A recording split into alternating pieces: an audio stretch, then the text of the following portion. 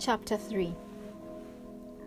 After these things, King Ahasuerus promoted Haman, the son of Hammedatha, the Agagite, and advanced him and set his seat above all the princes who were with him. And all the king's servants who were within the king's gate bowed and paid homage to Haman, for so the king had commanded concerning him. But Mordecai would not bow or pay homage. Then the king's servants who were within the king's gate said to Mordecai, "Why do you transgress the king's command?" Now it happened, when they spoke to him daily and he would not listen to them, that they told it to Haman to see whether Mordecai's words would stand. For Mordecai had told them that he was a Jew. When Haman saw that Mordecai did not bow or pay him homage, Haman was filled with wrath, but he disdained to lay hands on Mordecai alone, for they had told him of the people of Mordecai.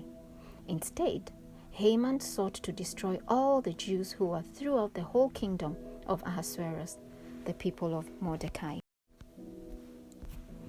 In the first month, which is the month of Nisan, the 12th year of King Ahasuerus, they cast Pur, that is, the lot, before Haman to determine the day and the month, until it fell on the 12th month, which is the month of Adar.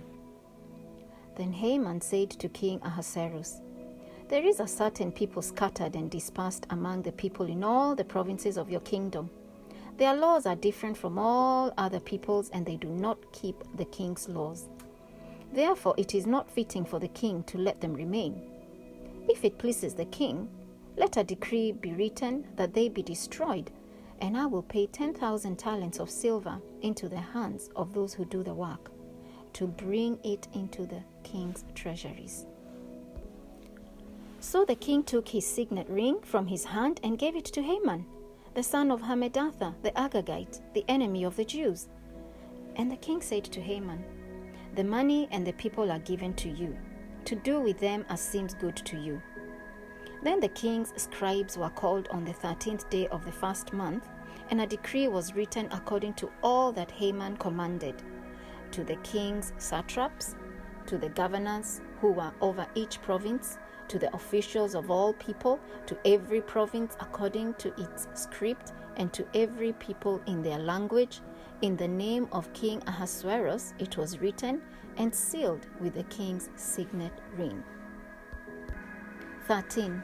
And the letters were sent by couriers into all the king's provinces to destroy, to kill, and to annihilate all the Jews, both young and old, little children and women, in one day, on the 13th day of the 12th month, which is the month of Adar, and to plunder their possessions.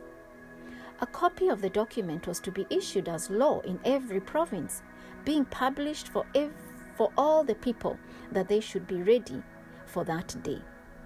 The couriers went out, hastened by the king's command, and the decree was proclaimed in the Shushan citadel. So the king and Haman sat down to drink, but the city of Shushan was perplexed.